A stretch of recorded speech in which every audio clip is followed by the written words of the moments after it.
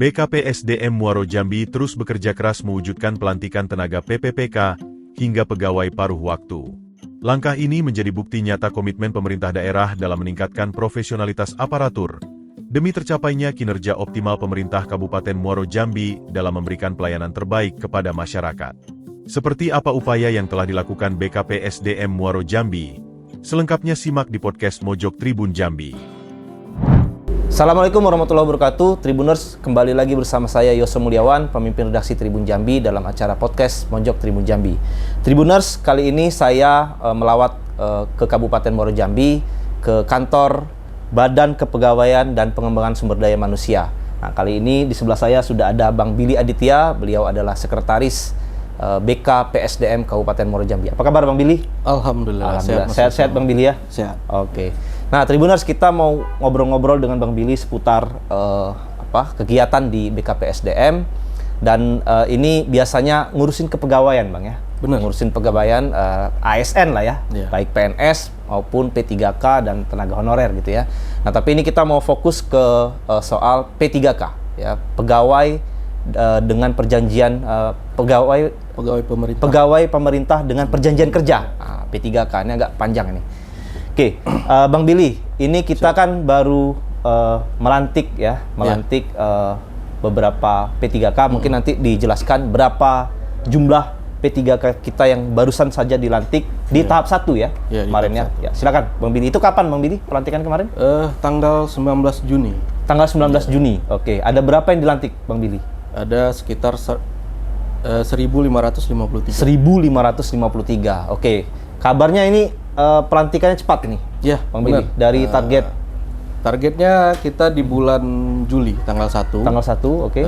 Cuman kita percepat tanggal 19 Juni. 19 Juni. Oke. Kenapa ini Bang Billy? Kok bisa cepat nih pelantikannya di Muaro Jambi? Ya, mungkin saya cerita sedikit dulu, Mas Yoso. Ya. Kita di Muaro Jambi, Ya. kita ada di tahap 1 itu yang lulus tahap 1 itu 1.554. Oh, 54. Jadi target kita untuk pelantikan itu di tanggal 1 Juli. Oke. Nah, cuman seiring berjalan sewaktu proses pengumuman dan ketika mau pelantikan itu ada satu orang yang meninggal dunia. Oke. Makanya yang dilantik itu jumlahnya 1.553. Awalnya itu ditargetkan tanggal 1 Juli, tapi kita berusaha untuk lebih cepat untuk melantik. Ya, karena kita berharap juga ketika kita melantik lebih cepat, nanti ada untuk pelaporan ke Kemendagri terkait DAU Ermak untuk penggajian. DAU ini dana alokasi umum. Ya. Penggajian P3K itu prosesnya lebih cepat untuk bisa ditransfer ke daerah. Gitu.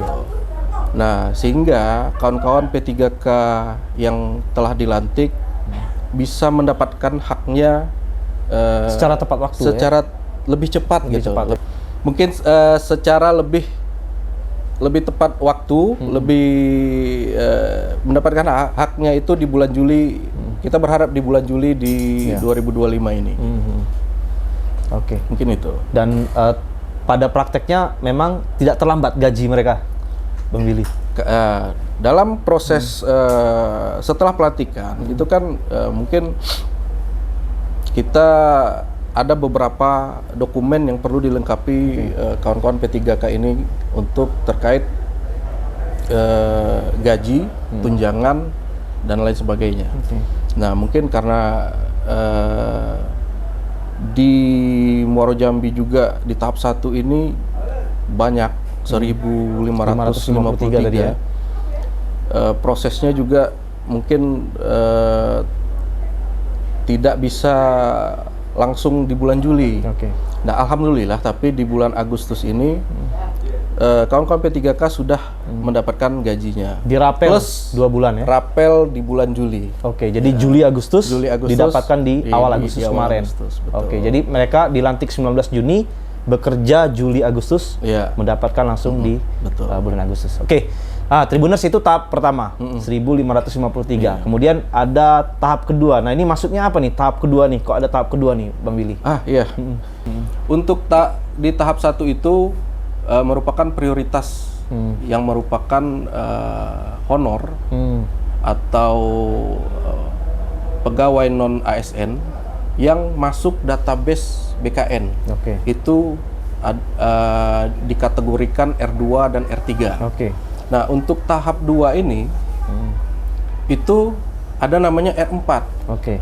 R4 itu ialah pegawai non ASN yang sudah mengabdi di Kabupaten Muaro Jambi secara berturut-turut 2 tahun. Oke.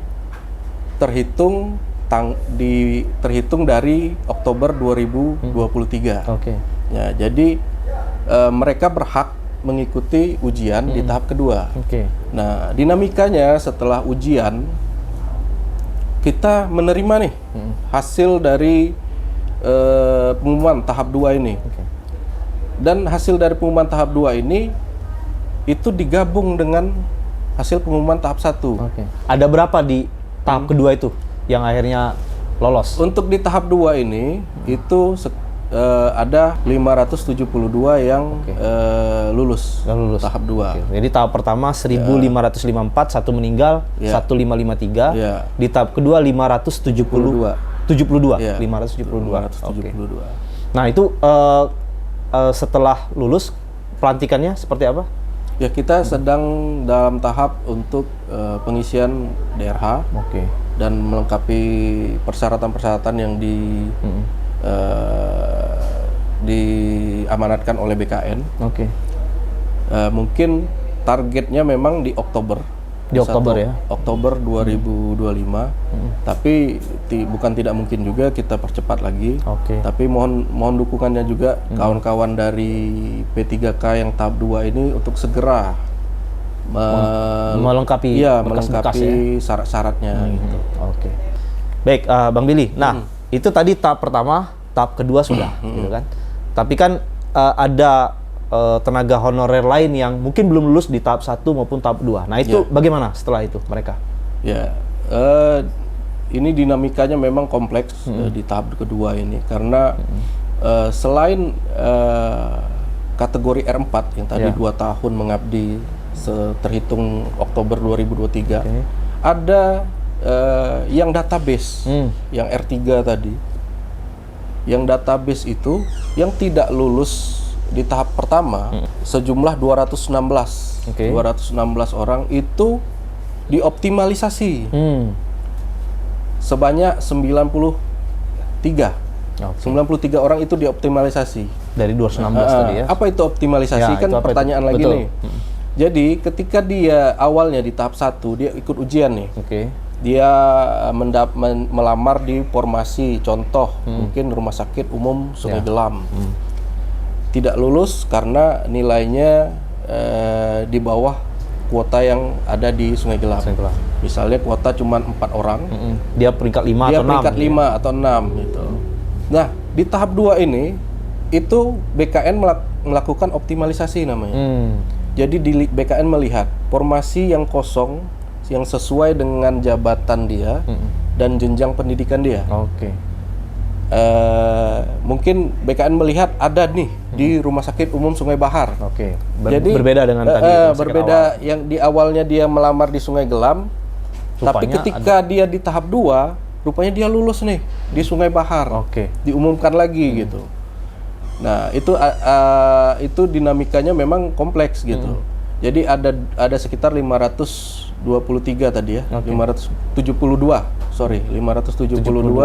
yang di tahap 2 ini lulus, itu baik itu optimalisasi maupun R4. Nah, masih ada sisanya yang belum lulus.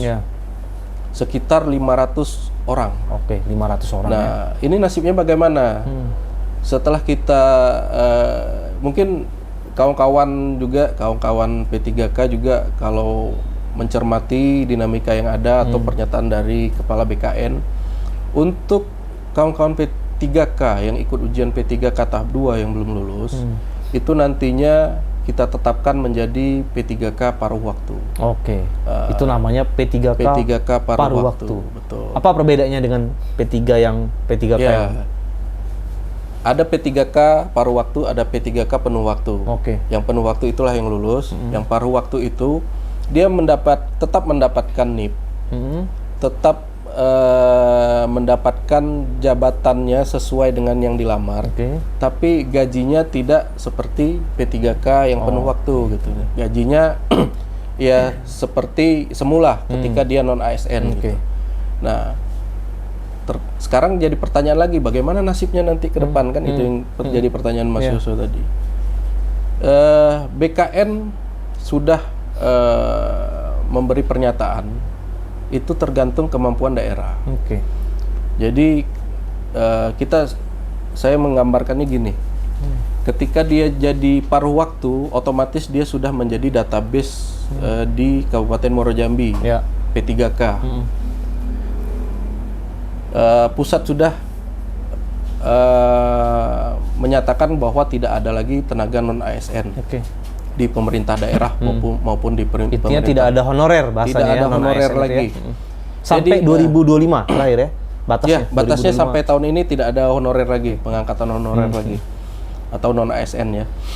Jadi ketika ada formasi, kita sedang melakukan penataan formasi juga. Ketika ada formasi yang kosong nantinya, prioritas itu pasti yang akan dijadikan P3K penuh waktu, yang P3K paruh waktu tadi. Oh, yang paruh waktu tadi. Paruh Oke. waktu tadi.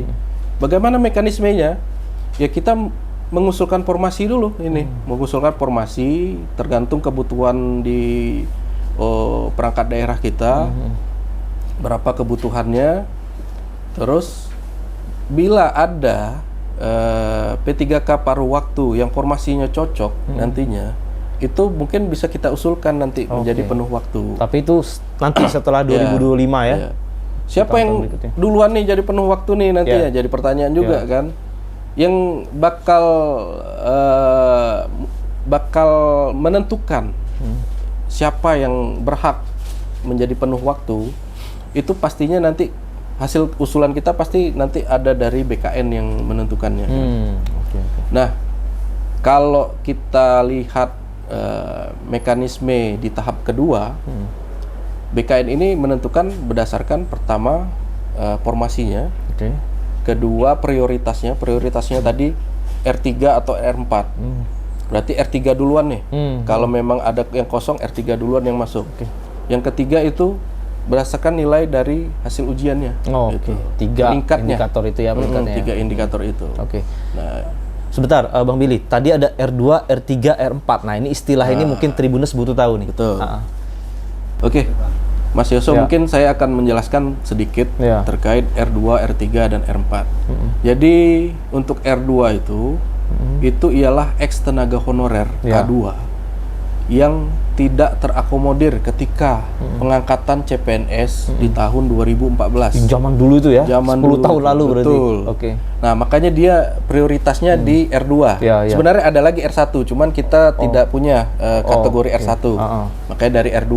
R2 itu yang disebut K2 dulu ya? Ya, K2 dulu. Jadi mereka yang nggak lulus CPNS? Betul, Pada nggak lulus, pengangkatan. tidak lulus tidak terakomodir Dalam pengangkatan pengangkatan CPNS Oke. di tahun 2014. Selanjutnya R3 Ya. nih Mas Yoso, ini adalah non ASN yang sudah mengabdi di Kabupaten Muaro Jambi. Honorer ya? Honorer sudah Ya, mengabdi? mengabdi di Kabupaten Muaro Jambi itu 2 tahun terhitung dari pendataan di tahun 2022. 2022, oke. Di tahun 2022. Jadi dia dibuktikan dengan ada SK pengangkatan dari kepala perangkat daerah. Oke. Kepala SKPD perangkat ya? daerah ini kepala OPD SKPD, lah. kepala OPD. Nah, dibuktikan juga dengan slip gaji yang sumber pembiayaan gajinya itu berdasarkan APBD. Ya, Oke. dari APBD. Sebentar Bang, sebelum ke R4. Artinya R2, R3 ini ialah yang diakomodir di tahap 1 tadi? Betul. Di tahap 1 yang Diakomodir 1553 di tahap tadi. 1 tadi Oke. gitu, betul. Oke, ini ada lagi Mas Yoso. untuk R4. R4. Bukan roda 4 bukan ya? Bukan R4. roda 4, Oke. R4. Jadi kategori 4 istilahnya itu kan prioritas keempat. Ya. R4 ini ialah non ASN yang tidak terdata di database. Yang 2022 tadi? Iya, Oke. tidak terdata di database 2022, tidak memenuhi syarat untuk Oke. menjadi R3 gitu di 2022. Tapi sudah mengabdi 2 tahun. 2 tahun. Terhitung dari Oktober 2024. Oke. Gitu. Dia berhak mengikuti tes P3K tapi di tahap 2. Oke, betul. Ialah tadi yang lulus 257. 527. 572. 572, terbalik-balik tadi benar sampai ya kan. 572. Iyalah lulus di situ, tapi ada yang belum lulus nih kan? Iyalah kemudian dia bisa ikut yang tadi P3K paruh waktu tadi ya. Betul. Oke, Nanti yang statusnya kuotanya jadi P3K paruh waktu. Kuotanya 500 ya tadi ya. Ya, ada 500 orang. Oke. Nah, Bang Billy, tadi kan sudah di tahap 1 kan 1553 tadi yang R2 R3. Iya. Kemudian di tahap 2 yang 572 tadi. Iya.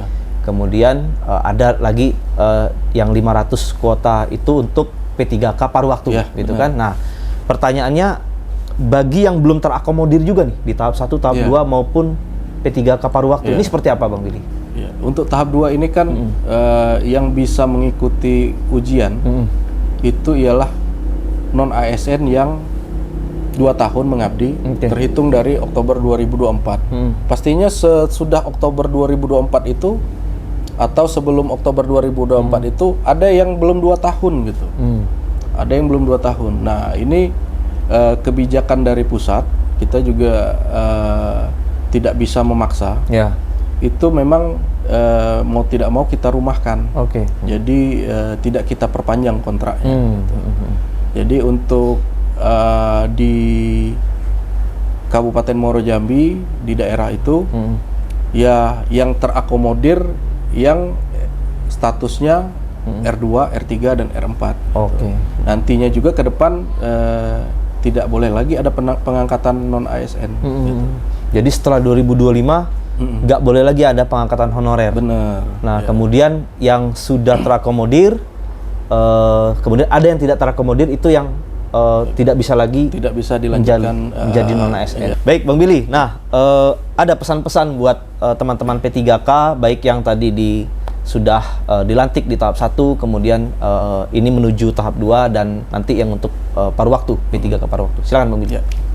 Ya, mungkin pertama untuk kawan-kawan di P3K yang lulus di tahap pertama, tahap 1, itu saya ingin mengucapkan selamat gajian. Oke, takdir-takdir nggak ini Bang? Ya, hah? Takdir-takdir nggak? Mungkin bisa. Bisa itu.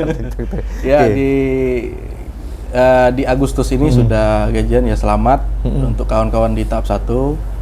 Yang untuk kawan-kawan yang di tahap kedua lulus itu kita akan tetapkan NIP3K-nya, NIP-nya, dan pertek ke Pertek BKN, itu apa, Bang? pertimbangan teknis Pertimbangan untuk penerbitan SK-nya. Mudah-mudahan target kan 1 Oktober nih. Iya.